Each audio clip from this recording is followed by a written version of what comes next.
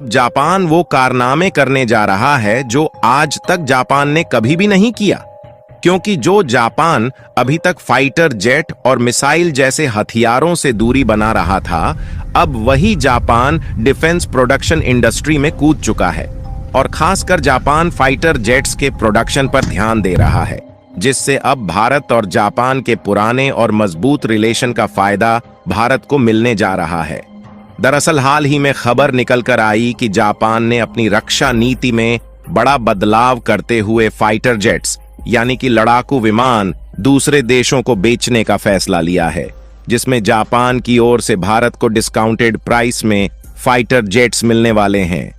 आपको बता दें कि जापान ब्रिटेन और इटली की मदद से एडवांस्ड टेक्नोलॉजी से लैस फाइटर जेट्स डेवलप कर रहा है, क्योंकि इटली और ब्रिटेन के पास फाइटर जेट्स को डेवलप करने की एडवांस और लेटेस्ट टेक्नोलॉजी मौजूद है, जो कि भारत, जापान और अमेरिका जैसे देशों के पास भी नहीं है। और इसीलिए जापान जो फाइटर जेट डेवलप कर रहा है, उसे खरीदने के लिए बड़े बड़े देश जापान से डील को फाइनल करने के लिए लाइन में खड़े हुए हैं। और भारत के लिए अच्छी बात यह है कि भारत को अब डिस्काउंटेड प्राइस में फाइटर जेट्स जापान से मिलने वाले हैं, जो कि हमारे डिफेंस को और भी ज्यादा बढ़ाने के लिए कामगार साबित होने वाले हैं। पूरी अपडेट क्या है इस वीडियो में समझते हैं, लेकिन आगे बढ़े वीडियो को एक लाइक करके चैनल को सब्सक्राइब जरूर कर लीजिए, क्योंकि यह आपके लिए 1 सेकंड का काम है, लेकिन इससे हमारी काफी बड़ी मदद होती है। अगर लेटेस्ट रिपोर्ट को देखें तो इसके मुताबिक जो जापान अभी तक फाइटर जेट्स और मिसाइल जैसे हथियारों से दूरी बनाए हुए था, अब वही जापान दूसरे देशों में फाइटर जेट्स एक्सपोर्ट करने का प्लान बनाया है। और इसके लिए जापान इटली और ब्रिटेन के साथ मिलकर लेटेस्ट टेक्नोलॉजी से लैस फाइटर जेट्स के प्रोडक्शन करने जा रहा है। और आपको बता दें कि जापान जिन फाइटर जेट्स के प्रोडक्शन पर काम कर रहा है, ये कोई मामूली और छोटे मोटे फाइटर जेट्स नहीं है, बल्कि ये फ्यूचरिस्टिक नेक्स्ट जनरेशन वाले फाइटर जेट्स है, जिन्हें इटली और ब्रिटेन की एडवांस टेक्नोलॉजी पर बनाया जा रहा है। यानी कि देखा जाए तो अब जापान भी ग्लोबल मार्केट में आर्म्स एक्सपोर्टर बनने जा रहा है, और इसमें भारत को जापान की दोस्ती का बढ़ चढ़कर फायदा मिलने वाला है। क्योंकि पिछले साल की रिपोर्ट को देखें तो भारत और जापान के बीच ऑलरेडी $21.6 बिलियन का बायलैटरल ट्रेड हुआ है, जिसमें लगभग $16 बिलियन के आइटम्स तो जापान ने भारत में अकेले एक्सपोर्ट किया है। यानी कि आप अंदाजा लगा सकते हैं कि ऑलरेडी भारत जापान से अपनी जरूरत की ढेर सारी चीजें इंपोर्ट करता है। तो ऐसे में जापान जो नेक्स्ट जनरेशन वाले फाइटर जेट डेवलप कर रहा है, जापान उसे भी भारत को सस्ते दामों में एक्सपोर्ट करेगा। और आपको बता दें कि जापान जो फाइटर जेट डेवलप कर रहा है, उसे एक्सपोर्ट करने के लिए जापान कैबिनेट से मंजूरी भी मिल चुकी है। इसके अलावा हाल ही में कुछ दिनों पहले हमने आपको एक खबर बताई थी कि जापान अब स्पाई शिप्स के कम्युनिकेशन एंटीना की टेक्नोलॉजी भी भारत को ट्रांसफर कर रहा है, जिससे भारत अपनी नेवी पावर को और भी ज्यादा मजबूत कर सके और बैलिस्टिक मिसाइल और खतरनाक हथियारों पर नजर रख सके। और ऐसा पहली बार हुआ है कि जापान ने अपनी डिफेंस टेक्नोलॉजी भारत को ट्रांसफर कर रहा हो, जहां स्पाई शिप्स के कम्युनिकेशन टेक्नोलॉजी को ट्रांसफर करने की शुरुआत हुए 1 महीने भी नहीं हुए कि अब जापान खुद के द्वारा डेवलप किए गए फाइटर जेट दूसरे देशों में बेचने जा रहा है, जिसमें भारत को डिस्काउंटेड प्राइस पर फाइटर जेट्स मिलने जा रहे हैं। खैर, आपको बता दें कि जापान की टेक्नोलॉजी पर दुनिया के सभी देशों को इतना भरोसा है कि भारत के साथ साथ अमेरिका और जर्मनी जैसे देशों ने भी जापान में डेवलप किए जा रहे फाइटर जेट खरीदने की डील को फाइनल करने में जुटे हुए हैं। और देखा जाए तो भारत के साथ साथ अमेरिका, जर्मनी और वियतनाम को लेकर लगभग 15 देशों ने जापान के साथ डिफेंस पार्टनरशिप एग्रीमेंट को साइन किया है। यानी कि जापान में डेवलप किए जा रहे फाइटर जेट को खरीदने के लिए यूनाइटेड स्टेट जैसे डेवलप्ड देश लाइन में खड़े, जो कि खुद इस समय 6 जनरेशन वाले फाइटर जेट डेवलप कर रहा है।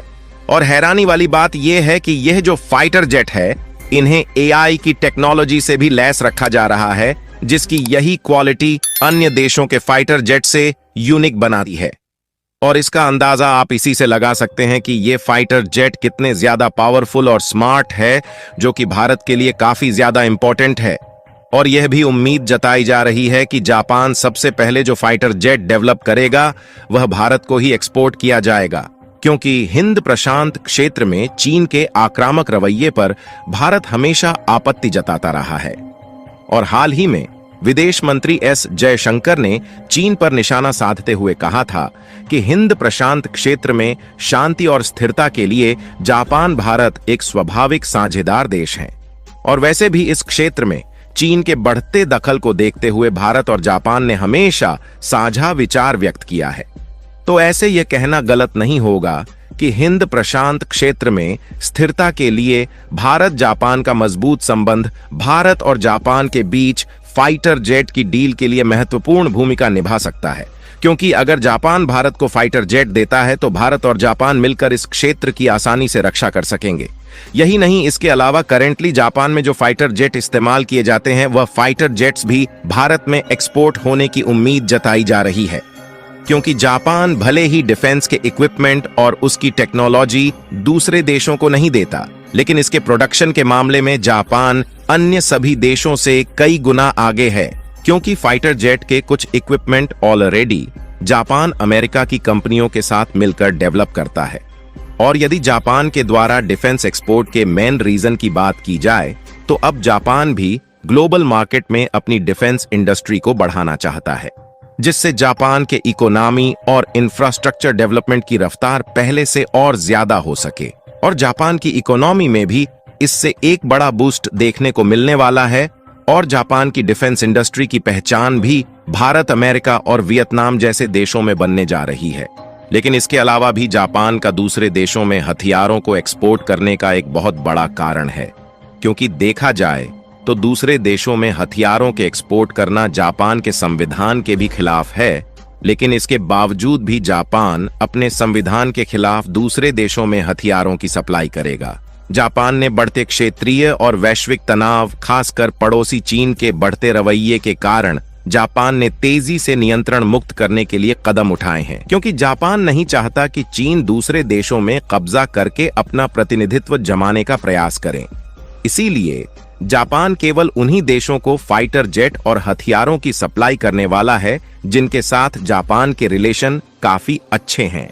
ताकि आने वाले समय में यह सभी देश मिलकर चीन के खिलाफ एकजुट होकर खड़े हो सके। इसीलिए जापान और भारत मित्र देश होने के कारण जापान भारत की डिफेंस फोर्स को बढ़ाने में, डिफेंस इक्विपमेंट और फाइटर जेट जैसे हथियारों के मामले में भारत की मदद करने के लिए तैयार है। बाकी आप लोग अपनी राय कमेंट में बताइए कि जापान नेक्स्ट जनरेशन वाले फाइटर जेट कब तक डेवलप करके भारत को डिलीवर कर पाएगा, और जापान भारत को नेक्स्ट जनरेशन वाले एआई से लैस एडवांस फाइटर जेट देने जा रहा है। उसके लिए वीडियो को एक लाइक करके अपने मित्रों तक शेयर करें ताकि उन्हें भी जानकारी मिल सके। इसी तरह और भी नॉलेजेबल वीडियो देखने के लिए चैनल को सब्सक्राइब करके बेल आइकन को ऑल पर जरूर सेलेक्ट करें।